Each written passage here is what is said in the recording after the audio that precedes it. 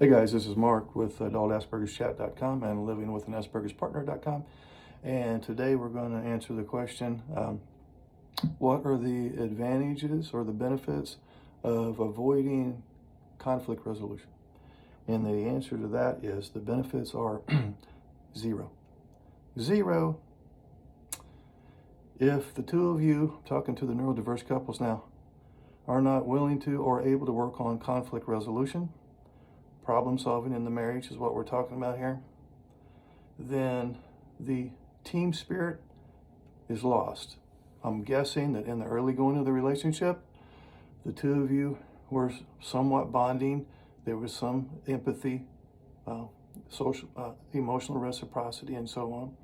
The two of you probably had trust. The two of you bonded. The two of you viewed yourself as a team. Without conflict resolution over the years, which is going to happen, there's going to be conflict. You have to resolve it. Without conflict resolution, that team playing spirit is gone. Without conflict resolution, usually the NT wife is going to suffer mentally, sometimes physically, depending on how many years it goes by, because she has been trying to work on the problems and she's probably getting nowhere.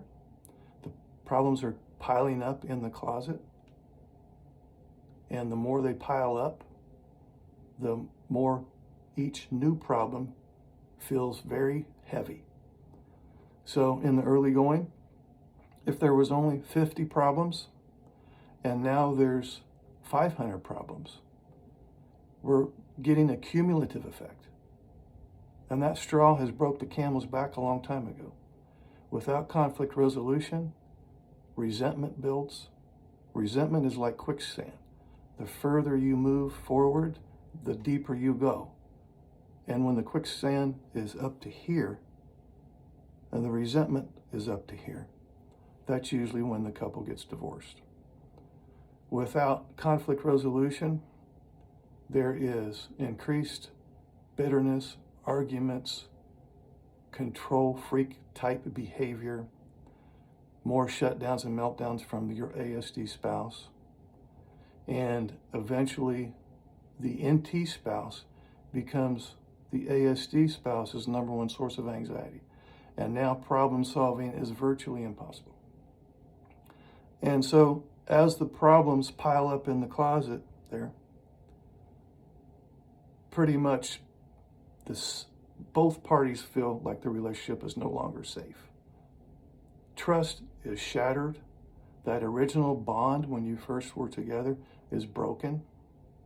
Hope is non-existent. So, the answer to the question, what are the benefits of avoiding conflict resolution? Zero. And it's not even a neutral thing. Avoiding conflict resolution makes a bad problem worse. So the question becomes, what can we do? Well, it's not so important the frequency of arguments. It's not so important the intensity of each argument. What is important, though, is when they come up, view it as part of the program, especially if you have the NT wife and the ASD husband. They're wired almost 180 degrees opposite. There's going to be a lot of conflict there. So you have to become an expert at understanding one another's triggers, understanding one another's belief systems, understanding one another's thinking, feeling, motives, and so on. So what we have to do with conflict resolution in this most complicated relationship, the neurodiverse relationship, a ton of grace and mercy and compassion. He's not doing anything wrong. I'm not saying he can't be an asshole. He can. But the other 80% of the time, these traits are not narcissism or selfishness. She's not doing anything wrong. She's wired to have a lot of social and emotional attention, and she's not getting it. So you can see why we have this dilemma. Grace and mercy and compassion. What is grace? I'm going to do something for my spouse that they probably don't deserve, but I'm going to take the high road and do it anyway What is mercy? I'm going to avoid trying to punish my spouse, even though they probably do deserve it. What's compassion? I'm going to realize that we are wired completely opposite. And we are in a position with this relationship where conflict is not only likely, it's inevitable. And we should not be ashamed of the fact that we disagree a lot.